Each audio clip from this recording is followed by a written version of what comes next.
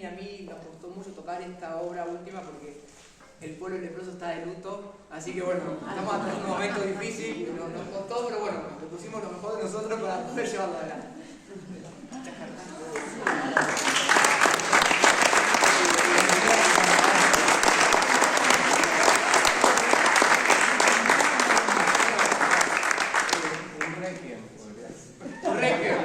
Sí, Fuchi. Y encima lo peor es que fui a ver el Requiem de Verdi e hice el chiste, y ahora lo estoy morfando.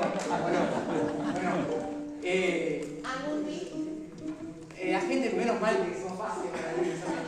Miren, les voy a decir la verdad, no tenemos más repertorio barroco para hacer, pero sí le podemos ofrecer una propuesta superadora. Vamos a hacer un concierto el mes que viene de música de los nacionalismos europeos y del romanticismo, o sea, música de mediados del siglo XIX, y nos gustaría compartir con ustedes un pequeño spoiler, si se puede y si nos permiten romper con la lógica barroca. Ayer tocamos este concierto en Cosmopolita y la gente decía, wow, se nota que nada que ver, ¿no? Así que bueno, nos vamos a saltar 150 años de la historia y vamos a compartir con muchísimo gusto para ustedes unas danzas humanas de Bela Bartók, pero antes quiero agradecer a la familia Beneta por habernos abierto la puerta, haber permitido que formemos parte de estas jornadas de patrimonio cultural. Ustedes sabrán que la familia Beneta es la única institución en nuestro país que participa de las jornadas europeas de patrimonio cultural. Es muy importante porque es un antecedente que fuera de Europa celebren estas jornadas, es muy importante. Habla muy bien de la institución, de la cual estoy orgulloso de trabajar y de formar parte.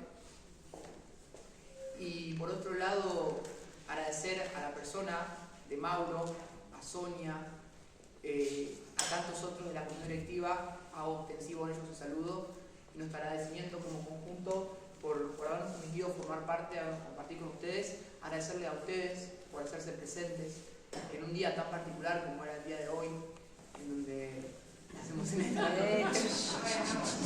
pero realmente agradecerle de corazón. Es muy importante que podamos valorizar estos espacios, revalorizar estos espacios, porque son realmente baluartes, ¿no?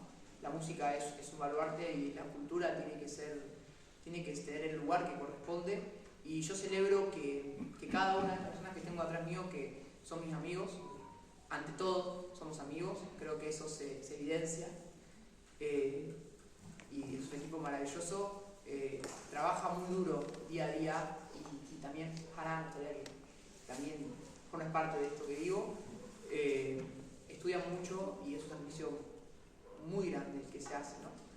Y entender que haya jóvenes que apuesten a la cultura es algo que ya va quedando, parece estar en peligro de extinción.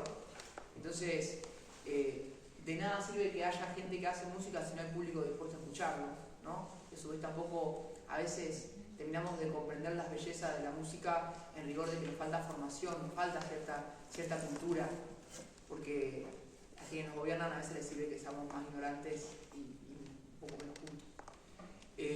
La música hay que recibirla y abrazarla como viene, en diferentes épocas, en diferentes tiempos, pero está bueno apostar a la formación musical, a la educación, a entender que es un proceso que estas personas que tengo atrás transitan y son profesionales y lo hacen realmente de corazón. Por eso me quiero tomar el tiempo para poder presentarlos uno por uno. En el primer violín, el concertino es el señor Lucas Garzán. El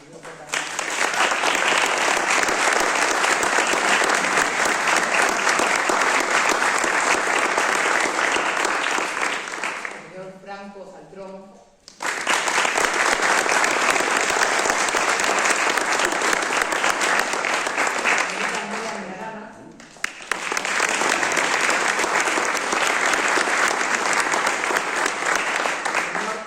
Carlos.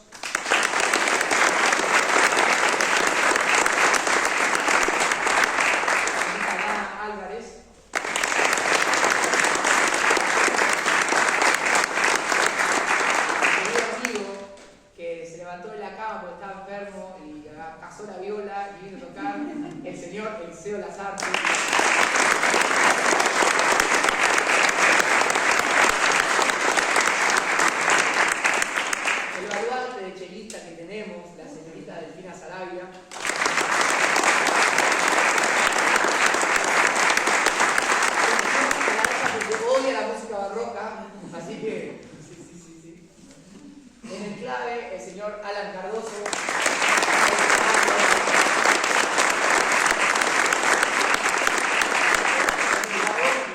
El señor Juan Sebastián Morelli.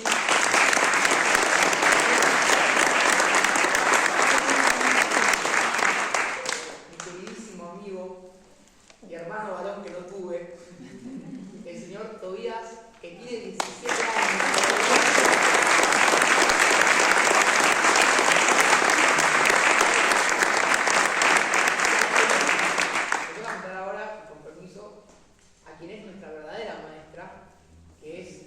Inicial, ella es un pilar que nos sostiene y es como la hormiguita.